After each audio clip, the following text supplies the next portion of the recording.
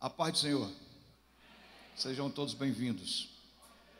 Segundo livro do profeta Samuel, capítulo 19. Vamos fazer uso da palavra do Senhor no segundo livro do profeta Samuel, no capítulo 19. Informaram a Joabe que o rei estava chorando e se lamentando por Absalão. Para todo o exército, a vitória daquele dia se transformou em luto, porque as tropas ouviram dizer: o rei está de luto por seu filho.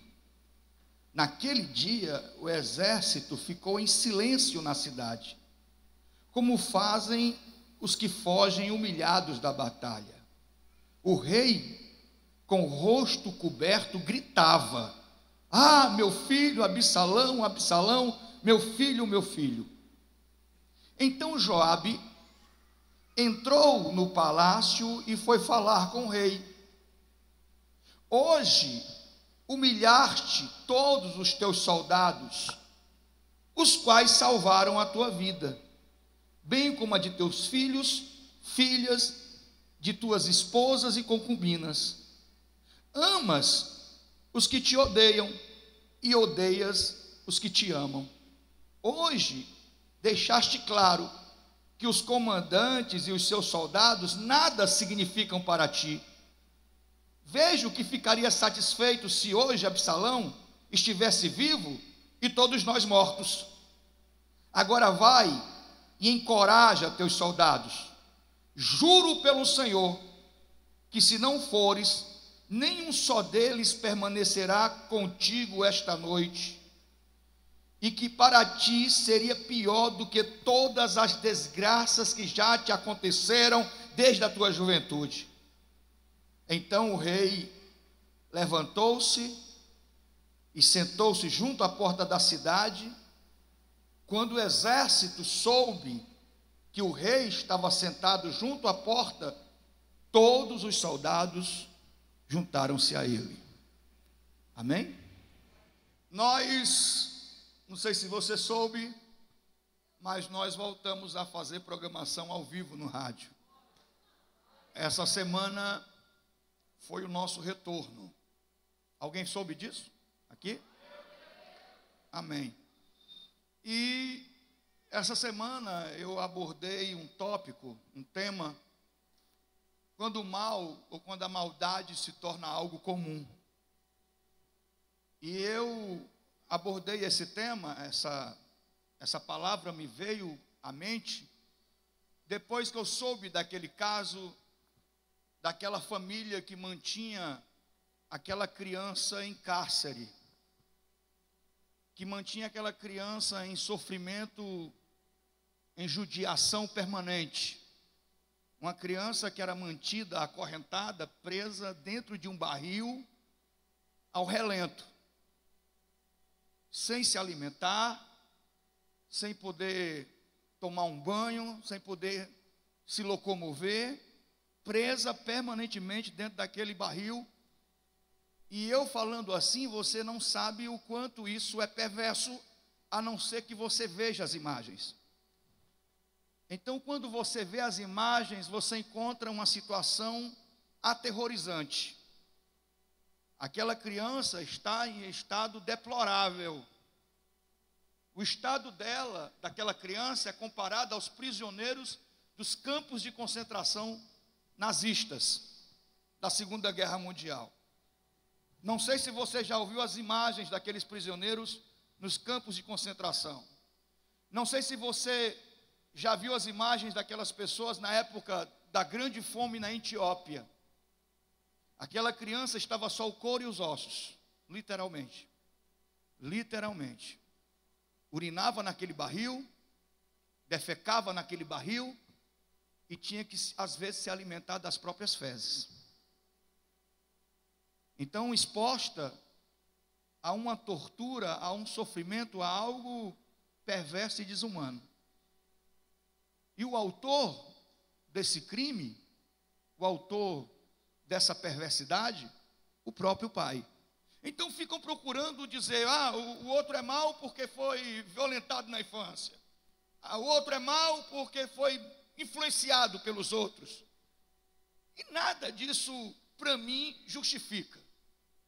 Porque eu conheço um caso de um jovem que foi muito espancado na sua infância, e hoje é casado, e ele decidiu não fazer os seus filhos sofrerem tudo aquilo que ele sofreu.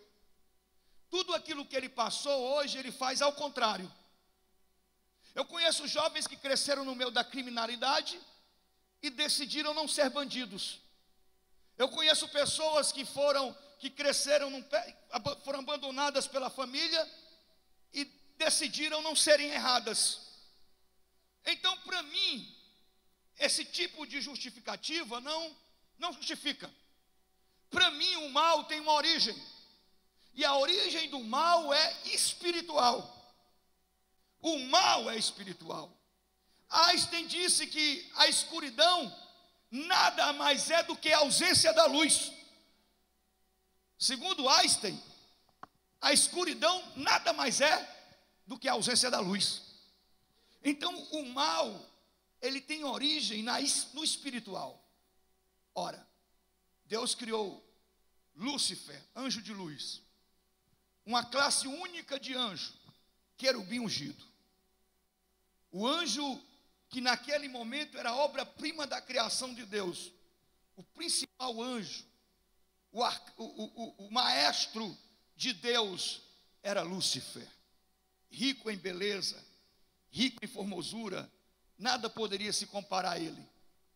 Até que um dia se achou corrupção nele, até que um dia ele teve inveja de Deus, e ele quis ser melhor do que Deus, e toda a adoração ele queria para ele, e ele começou a corromper, ele começou a dividir, ele começou a criar uma crise, e ele criou uma rebelião na eternidade contra Deus, e Deus expulsou Lúcifer, e uma terça parte dos anjos Deus fez cair todos do céu, e ao cair do céu se transformaram em demônios. O mal existe, o mal é real, mas todos nós, olhe para cá e olhe para mim, todos nós, querendo admitir ou não, em cada um de nós existe bondade e maldade. Todos nós temos os nossos momentos de bondade e de maldade. Em alguns, a maldade prevalece.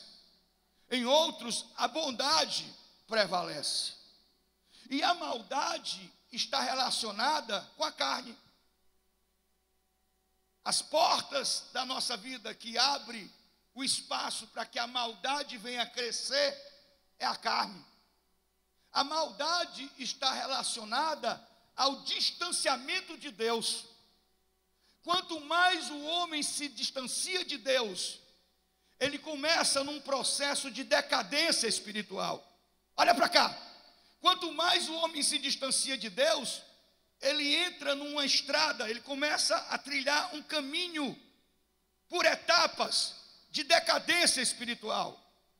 Ele começa esfriando. Depois que ele esfria, ele começa a se acomodar com certas situações, a se acostumar com certas situações, e ele vai entrando nesse processo de decadência, até que ele perde o freio da sua vida, e ele se transforma em um verdadeiro monstro, a ponto dele não se reconhecer mais. Meu Deus, como é que eu fui capaz de fazer isso? Meu Deus, como é que eu fui capaz de fazer isso com meu próprio filho? Meu Deus, como é que eu fui capaz de fazer isso com a minha esposa? Meu Deus, como é que eu fui capaz de fazer isso com meus pais? Ele não se reconhece mais, porque ele perdeu o freio da sua vida. Ele não se reconhece mais, porque ele perdeu a sua humanidade. Ele não se reconhece mais, porque hoje o mal exerce governo na vida dele. Todos nós, sem exceção, eu e você, todos nós estamos suscetíveis a isso. E quando eu olho para Davi, olha para cá, a Bíblia, em um certo momento da vida de Davi, a Bíblia definia Davi como um homem segundo o coração de Deus. Meu Deus, um homem segundo o coração de Deus. O coração de Davi estava alinhado com o coração de Deus. Sonhos, os propósitos, os objetivos, o caráter de Davi estava alinhado com o caráter de Deus. Um homem segundo o coração de Deus. Esse homem foi honrado por Deus, honrado e amado por Deus de maneira diferenciada. Ora, eu desafio a qualquer um aqui a achar um texto da Bíblia, que diga que Davi foi ferido na batalha. Davi foi ferido de morte e ficou vários dias doentes porque foi furado por uma espada ou por uma lança. Davi nunca foi ferido em batalha. Não sei se você já parou, mas as batalhas daquele tempo não eram com armas, olha para cá, de longo alcance. As batalhas daquele tempo, exército ficava um de frente para o outro, se encontravam num vale, um exército de um lado, o outro do outro, eles davam um grito de guerra, e ali eles corriam um na direção do outro, e se misturavam, e ali uma batalha que durava às vezes 2 dias. Não tinha como um homem não ser ferido numa batalha daquela. Mas Davi não era ferido. E ele escreve um salmo e diz assim: 1000 cairão ao teu lado, 10.000 à tua direita, mas tu não serás atingido. Davi escute, Davi está fazendo uma referência às suas batalhas quando Deus estava com ele. Parecia que os anjos de Deus acampavam ao redor de Davi. Por isso que ele diz: aquele que habita no esconderijo do Altíssimo, a sombra do Onipotente descansará. Os anjos de Deus acampavam ao redor de Davi. Ele prospera. Ele é temido pelos inimigos. Ele é respeitado e amado por todo o povo de Israel. Ele consegue ser o maior rei. E até hoje foi o maior rei que Israel já teve. Davi alcançou na vida tudo aquilo que um homem pode alcançar. Em termos de fama, sucesso profissional, riqueza, fortuna. Deus abençoou Davi em todas as dimensões, em todas as áreas da sua vida. Deus abençoou Davi, e quando Davi alcançou tudo o que ele poderia alcançar, ele esfriou, ele se acomodou, ele não tinha mais a paixão dos primeiros dias, ele não tinha mais o fervor, olha para cá, o fervor dos primeiros dias. Ele não orava mais como ele orava antes, ele não jejua mais como ele jejuava antes, ele não consagra mais como ele consagrava antes, ele não busca mais como ele buscava antes, ele não tem mais tanta paixão, ele não tem mais tanta dedicação, ele não está mais tão comprometido no seu relacionamento com Deus. Ele esfria. É como aquele crente que ora a Deus por uma causa, ora a Deus por um milagre, e quando ele consegue o milagre, ele não aparece mais na igreja. Quando ele consegue o milagre, tudo é mais importante. A faculdade, o trabalho, o aniversário do sobrinho do cunhado, tudo é mais importante do que a presença de Deus. O fracasso e a tragédia de Davi não é quando ele conhece Betseba ou Betsabá, porque quando Davi conhece Betseba ou Betsabá, ele já está caído da presença de Deus. Ele já está caído. Betseba, Betsabá é apenas a isca que Satanás colocou lá. Poderia ser qualquer isca, poderia ser qualquer outra. Ele iria cair, porque todo aquele que não está na presença de Deus cai, inevitavelmente cai. Não existe supercrente. Eu aprendi na minha vida, nesses anos de ministério, a cada dia, desconfiar mais de mim e confiar mais nele. A cada dia que passa eu desconfio mais de mim e eu confio mais nele. Ora, Davi Para quem não conhece a história de Davi, acorda do seu sono do meio-dia, enquanto os seus comandantes estão no campo de batalha lutando as suas guerras. Davi está em casa acomodado, ele não vai mais com o seu exército, ele não vai mais para a luta, ele está tranquilo. Como diz o ditado popular, ele está com a vida ganha. Então ele acorda do seu sono de meio-dia, vai dar uma volta na varanda do palácio, olha para baixo e vê uma mulher tomando banho. Uma mulher linda, um corpo escultural. Quando a Bíblia diz que a mulher é bonita, é porque é bonita. Quando a Bíblia diz que um homem era bonito, é porque é bonito. A Bíblia fala de Absalão, filho de Davi, como um homem bonito, como nenhum outro. Ora, Absalão era tipo assim como eu. Não tinha. Então ele olha e vê aquela mulher tomando banho e, se ele estivesse na presença de Deus, ele teria dito: sangue de Jesus tem poder, sai de mim, Satanás, e teria seguido com a vida dele. Às vezes um instante pode mudar tudo, né? Amém? Diz, irmão, num instante pode mudar tudo. Você vê às vezes uma discussão no trânsito, né? O cara desce do carro e vai lá e pá, acontece uma morte. Uma briga, uma confusão com o vizinho, vai lá e acontece uma morte. Existem algumas situações na nossa vida que a gente tem que deixar para lá, né? Diz aí, em algumas situações, diga isso: deixa passar, deixa para lá, segue com a vida. Semana que vem você não vai nem lembrar que isso aconteceu e a sua vida vai estar muito melhor. Você está me ouvindo? Mas ele deseja a mulher para ele e a mulher é casada. Ele quer a mulher para ele. Então ele combina com a sua guarda pessoal, a guarda real, os guardas do rei, a cúpula, aqueles que estão trabalhando a serviço do rei, os homens mais próximos do rei. Vamos buscar Betseba para ele. Ela é casada, mas ele é o rei. Ele é o rei. E ele começa a ter uma vida dupla. Ele começa a ter um caso, uma relação extraconjugal com uma mulher que é casada com um homem que amava Davi. Um homem chamado Urias, que estava lá na guerra disposto a dar a vida por Davi. Um homem que estava lá na guerra disposto a morrer por Davi. Então Davi começa a ter um caso com essa mulher. De repente a mulher aparece grávida. E Davi, no mais ilustre ato de mau caratismo, Davi diz assim: chamem Urias, ele vem tirar uns dias de férias, fica com a mulher dele, se deita com ela, e aí assume o meu filho. Já me livrei desse problema. O filho não é meu, o filho é de Urias. A ideia dele é essa: é que esconder o adultério dele e de Betseba, porque ela adulterou, ela tinha que ser apedrejada pela lei.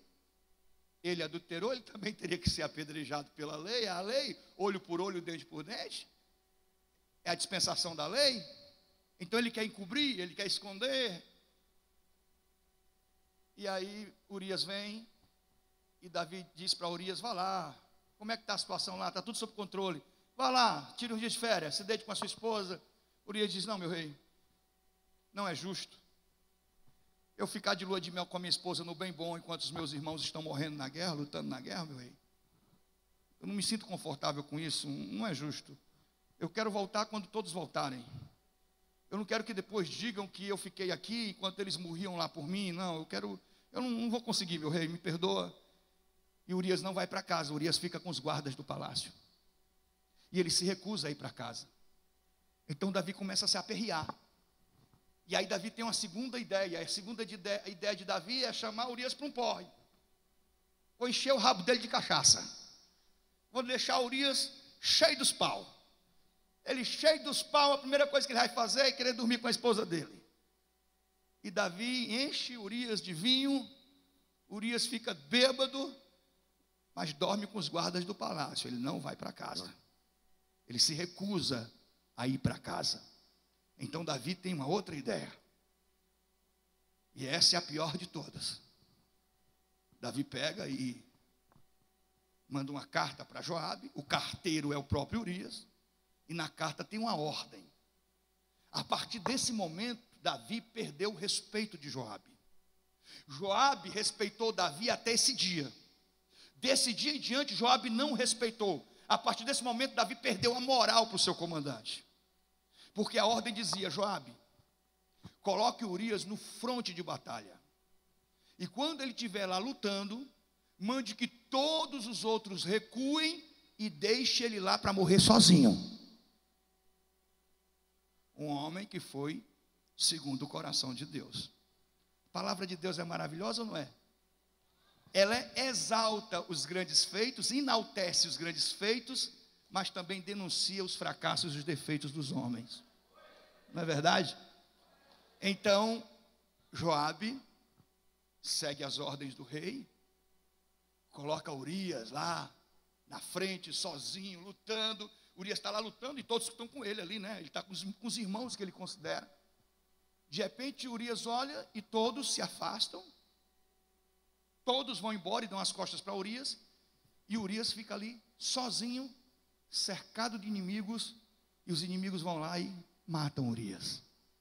E Davi, então Davi comemora, né? Consegui. Ninguém vai descobrir nada. Abafei tudo. Está tudo tranquilo. Agora eu pego Betseba para ser minha esposa, caso com ela. E aí, digo que o menino nasceu de 7 meses. Está resolvido. Só que ele esqueceu uma coisa. Ele esqueceu um fator. Amém? Ele esqueceu,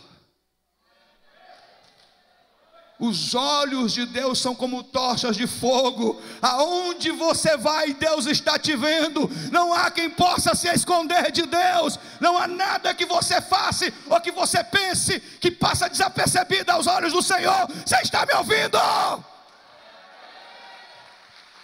Por favor, diz aí para quem está perto de você: Deus vê tudo. Mais forte: Deus vê tudo.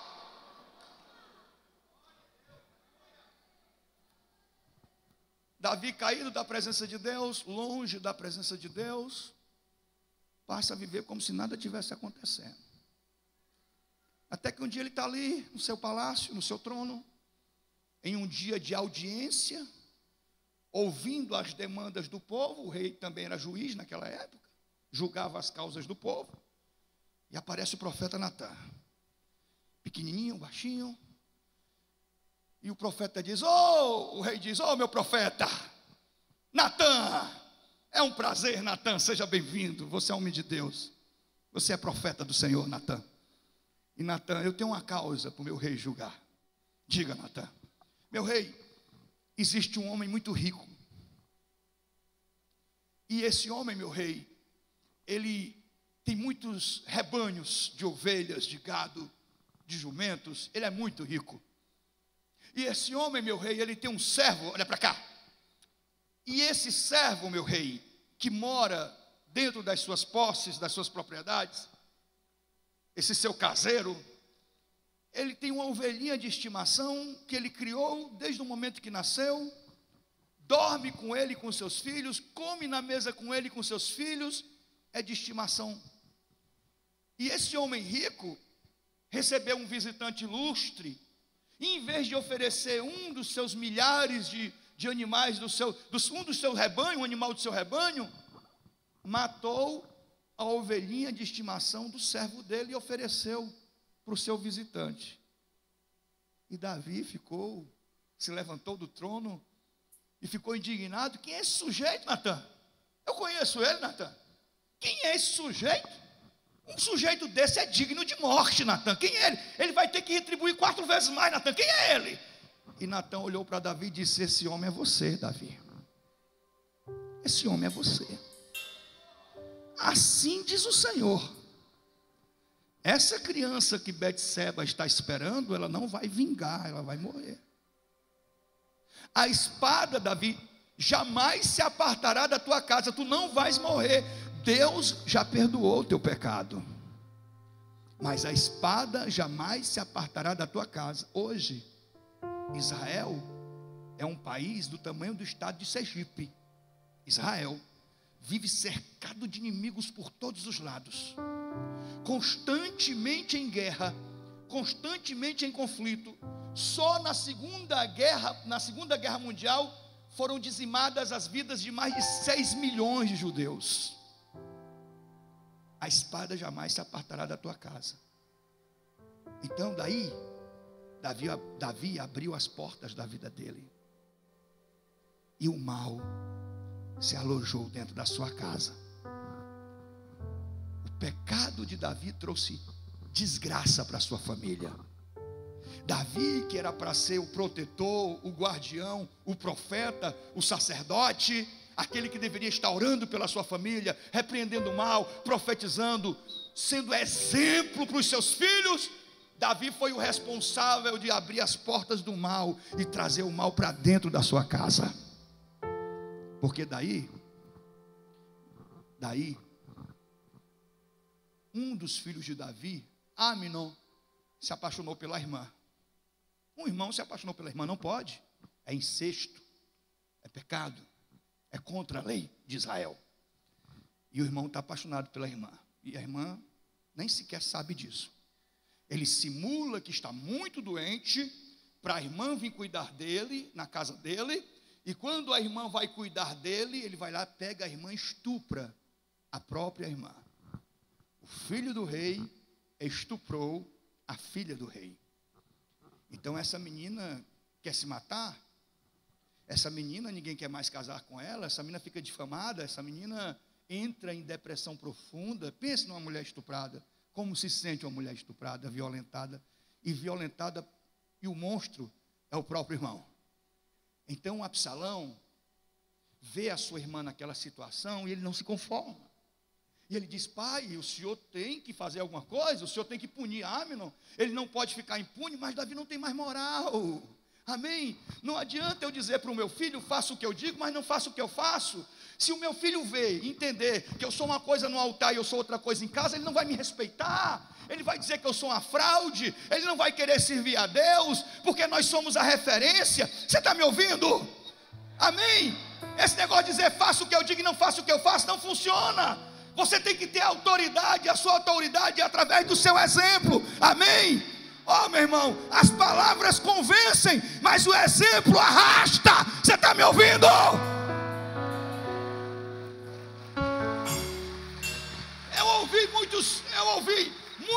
Eu ouvi muitas pregações de muitos pregadores bons antes de me converter. Nenhuma pregação me converteu. O que me converteu foi o testemunho da minha mãe. O testemunho da minha mãe me converteu. Porque pregação sem testemunho perde a autoridade espiritual. Pregação onde não há testemunho perde a autoridade espiritual. Então Davi não tem mais moral. Ele não tem como exortar o filho vai dizer, quem é você? Né? Como muitos filhos olham para a mãe e dizem, quem é você, mãe? Você não tem moral para me chamar a atenção? Quem é você, pai? Você não tem moral? Um dia desse uma mulher chegou aqui com a filha de 13 anos, dizendo, pastor, ore por essa menina, é endemoniada, não me respeita, é rebelde, fala palavrão comigo, passa a noite fora de casa, pastor, é cheio de demônio. E a menina disse assim, posso falar? Eu digo, pode, minha filha. Como é que essa mulher quer que eu respeite ela, pastor? Todo dia ela leva um homem diferente para dormir lá em casa. Ela é uma vagabunda e quer que eu respeite ela. Ela não devia dizer isso com a mãe dela. Mas a questão não era demônio. A questão é você exigir dos outros algo que você não tem, que você não é. E ninguém pode exigir aquilo que não tem e aquilo que não é. Então Davi não poderia corrigir seus filhos. Então ele empurra para debaixo do tapete. Ele começa aquele processo de embromação, do embromation. Deixa para depois, né? Algumas coisas tem que resolver hoje, mas você empurra para debaixo do tapete. Deixa para depois. Então Absalão fica furioso. E diz, eu vou me vingar de Aminon. Marca um almoço, convida todos os filhos do rei para o almoço. E quando todos os filhos do rei estão sentados à mesa, Absalão traiçoeiramente vai lá e tira a vida do próprio irmão. Ele mata Aminon. Quando o rei soube que Aminon estava morto, O rei se revolta, rasga as suas vestes, chora, lamenta. Não tem como ele matar o seu filho Absalão. Ele tinha que matar Absalão. Morre, olho por olho, dente por dente. Mas ele mata Absalão aqui dentro do coração dele. Ele começa a desprezar Absalão. Leve Absalão para longe de mim. E Absalão vai para uma terra distante e passa anos no ostracismo. Anos esquecido, anos abandonado. Porque o rei matou. Eu não quero nunca mais, nunca mais, nunca mais eu quero ver Absalão na minha frente. Nunca mais eu quero ver Absalão na minha frente. Então Absalão passa anos ali abandonado, dizendo: Joabe, fala para o meu pai que eu quero voltar. Joabe, eu era muito jovem, eu estava perdido, eu estava confuso. Meu pai pegou a mulher de Urias, matou Urias, eu perdi o respeito por ele. Meu pai, a vida da gente virou um inferno. Joabe, fala, pede, eu quero ter uma conversa com meu pai. Diz ele que me receba. Diz ao meu pai que me receba. Eu quero ficar na frente dele, eu quero olhar no olho dele, nem se for para ele me matar, para ele me tirar a vida, me transpassar com a espada, mas eu quero estar com meu pai. Eu quero ver meu pai pela última vez, Joabe. E de tanto Joabe insistir, Davi diz assim: deixa ele voltar, ele pode ficar morando por aí, mas eu não quero mais ver ele na minha frente. Então Absalão por diversas vezes procura uma maneira de falar com Davi, mas ninguém deixa. Então Absalão começa a se revoltar de novo. Então Absalão começa a inflamar, começa a dividir. Quem trabalha para separar e para dividir está a serviço do inimigo, eu já falei isso aqui. Começa a contaminar o povo. O rei não vai julgar a tua causa. O rei só está preocupado com a prostituta dele. O meu pai não serve mais para ser rei de Israel. Então as pessoas começam a dizer: Absalão podia ser um bom rei. Absalão está certo. Davi pecou, Davi adulterou, Absalão está certo. E aí Absalão consegue dividir o reino, provoca a primeira guerra, a única guerra civil que houve em Israel foi provocada pelo filho do rei. Absalão consegue colocar a nação, metade da nação contra o próprio pai, e começa a conspirar a morte do seu próprio pai, Absalão. E aí acontece uma guerra, e Davi tem que fugir de Absalão. Os homens dizem assim: não, Davi, a gente tem que colocar você num lugar seguro, você não pode ir para a guerra contra Absalão. Porque os homens sabiam que se Davi ficasse frente a frente com Absalão, Davi não teria coragem de levantar a espada para o próprio filho. Ele se deixaria ser morto por Absalão, mas ele não tocaria em Absalão. Então Davi dá uma ordem para os seus comandantes, separa 3 pilotões e dá uma ordem: olha, vocês vão para a guerra, mas eu quero que vocês tragam Absalão para mim vivo. Vocês estão proibidos de tocar na vida do filho do rei. Ele está fazendo isso, ele está confuso, ele está perdido, ele está revoltado, ele está magoado. Tragam ele para mim vivo, eu vou conversar com ele. Tragam ele para mim vivo, a gente tem que ter um acerto, a gente tem que ter uma conversa. A nossa história não acabou. Tragam ele para mim vivo. Não toquem na vida do filho do rei. E os homens dizem: está certo. Ora, na guerra, o que é um monte de agricultor com enxada, com pá, sei lá, que se usava naquela época, contra soldados de guerra. Os homens de Davi eram homens de guerra, homens treinados, habilitados para a guerra. O exército de Davi começa a dar uma surra no exército de Absalão. E Absalão foge montado numa mula. A Bíblia diz que ele era nazireu, o cabelo dele ia da cabeça à planta do pé. Absalão fugindo naquela mula, os cabelos se soltam, ele se engancha numa árvore, fica pendurado pela cabeça. Então alguém diz assim: Joabe, achei Absalão, está lá, pendurado pela cabeça. Joabe vai lá e transpassa Absalão com a espada. Ele mata o filho do rei. Então o rei está ali esperando notícias. Ele não está preocupado com a guerra, ele não está preocupado quem venceu, quem não venceu, quem ganhou, quem não ganhou, qual é o resultado da guerra. O rei diz: o jovem Absalão, alguém tem notícia do meu filho Absalão? Alguém tem notícia do meu filho? Aí alguém diz assim: rei, que seja feito com todos os inimigos do rei o que foi feito com aquele jovem. Absalão está morto. E quando Davi recebe a notícia de que Absalão está morto, ele rasga as suas vestes. A Bíblia diz que ele grita, que ele uiva. Ele grita, o exército ouve os seus gritos. Todos ficam sabendo. E naquele dia que deveria ser um dia de celebração, um dia de glória, é como um velório.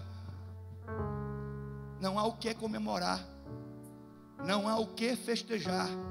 O rei está de luto. Essa vitória não valeu a pena, porque existem certos sucessos e vitórias na vida que não vale a pena quando você ganha algumas coisas e você perde o mais importante, que é a sua família. Então o rei está gritando, está chorando, e o exército está assim sem entender, porque ele devia estar alegre. Nós matamos o inimigo. Davi, ele era um inimigo. Ele disse: não, ele era meu filho. Ele era meu filho. Meu filho, quem me dera que eu morrera por ti, meu filho. Quem é que não dá a vida pelo próprio filho? Qual é a mãe, qual é o pai que não dá a vida pelo próprio filho? O coração de Davi está destruído. Ele era meu filho. Joabe, ele era meu filho. Vocês não entendem, vocês estão felizes, vocês ganharam a guerra, mas vocês mataram o meu filho. Ele era meu filho. Então Joabe chega para Davi, e é o texto que nós acabamos de ler. Então Joabe diz o seguinte: pegue aí a sua Bíblia. Pega aí a sua Bíblia, capítulo 19. Fique de pé. Eu já vou orar. Fique de pé. Nós temos que terminar cedo, né? Fique de pé. Pega aí a sua Bíblia. Capítulo 19, a partir do primeiro verso. Por favor, rápido, me dê um amém se você achou.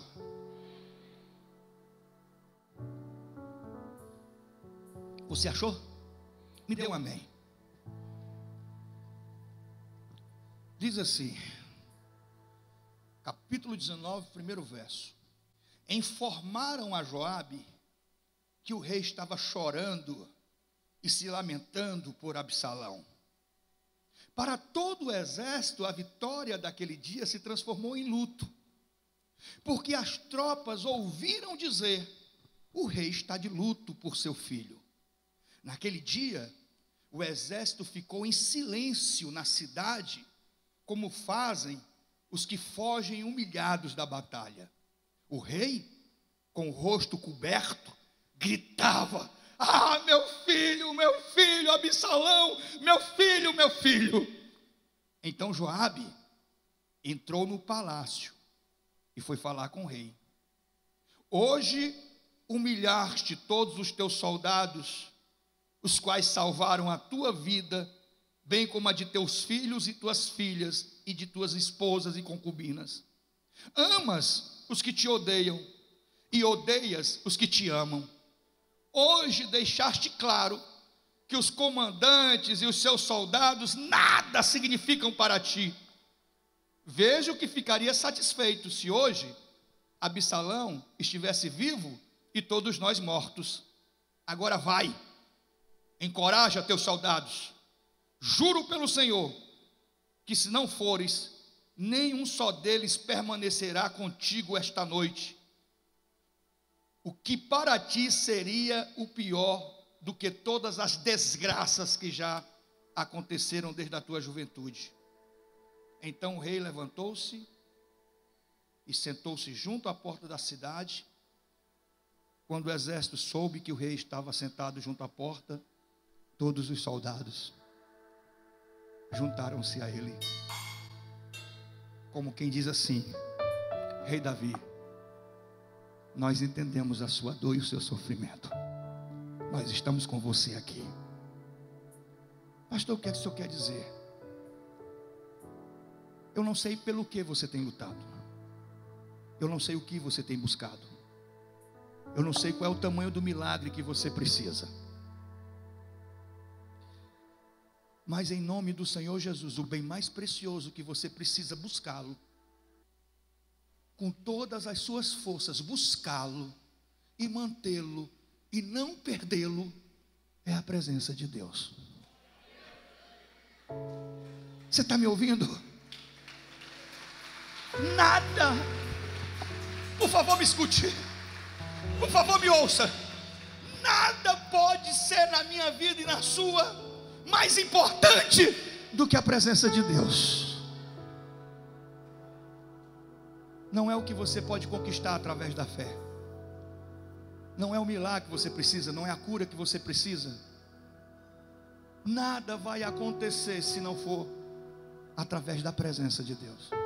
Quando você está na presença de Deus, as bênçãos fluem naturalmente. Quando você está na presença de Deus, as coisas acontecem naturalmente. Eu vejo as pessoas correndo, batendo na porta. Às vezes nós somos como aquele cachorro que corre atrás do rabo e não chega a lugar nenhum. Somos nós, pedindo ajuda num lugar, pedindo ajuda no outro, batendo numa porta, vai para um canto, vai para o centro espírita, vai para o candomblé, vai para a macumba, vai para uma igreja, vai para a universal, vai para a graça, vem para o mundial, correndo de um lado para o outro, e nada acontece, porque você não entendeu que o que você precisa de verdade é da presença de Deus.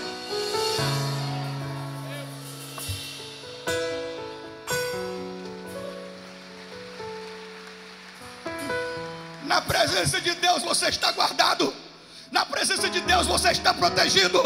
Na presença de Deus você tem o livramento, você tem a providência, você tem a provisão. Ele te protege, Ele te guarda, Ele te abençoa, Ele te unge, Ele te capacita, Ele te prepara. Longe da presença de Deus nós somos presa fácil. Longe da presença, eu e você somos presa fácil. Na presença de Deus nós estamos guardados. Aquele que habita no esconderijo do Altíssimo, a sombra do Onipotente descansará. Direi do Senhor: Tu és o meu refúgio, a minha fortaleza, o meu Deus em quem eu confio. Certamente que o Senhor te livrará do laço do passarinheiro e da peste perniciosa. Ele te cobrirá com as suas penas, e debaixo das suas asas estarás seguro. A sua fidelidade vai ser o teu escudo e broquel. Não temerás ao terror noturno, nem a seta que voa de dia, nem a peste que anda na escuridão, nem a praga que destrói ao meio-dia. Porque 1000 cairão ao teu lado e 10.000 à tua direita, mas tu não serás atingido.